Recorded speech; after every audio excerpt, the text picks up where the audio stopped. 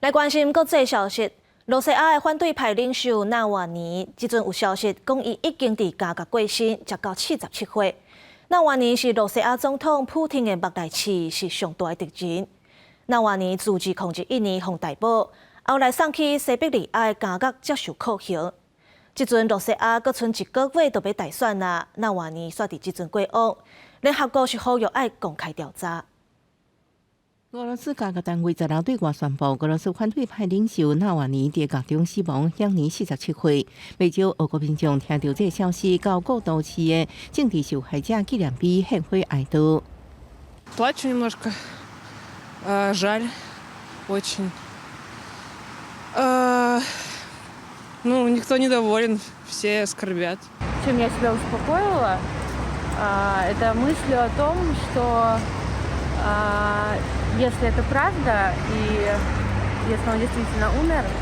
纳瓦尼是总统普京的头号政敌，也是上大间重点。伊控制控年8月坐无人机遭到毒害，送去病院治疗。今年1月，当然俄罗斯一路无人机马上被抓，后来转去西伯利亚有吉德隆名声的严酷加价服刑。今日车逼出来画面已经看到伊明显消散落吧。即马伫俄国大选进行1个月死亡，引起议论。There is absolutely no doubt that the Russian government, at the highest authority level, was involved in the poisoning. There is also no doubt that they were involved in his detention because they imprisoned him the moment he came back in Russia on very flimsy reasons.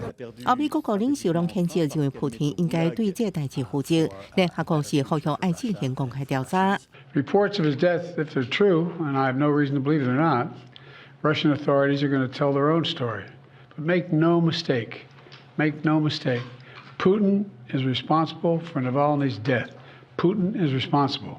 俄罗斯政权组织表示，全国至少73人因为参加纳瓦尼的救命活动甲集会被拘留。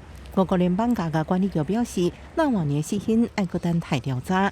公司新闻陈伟前报道。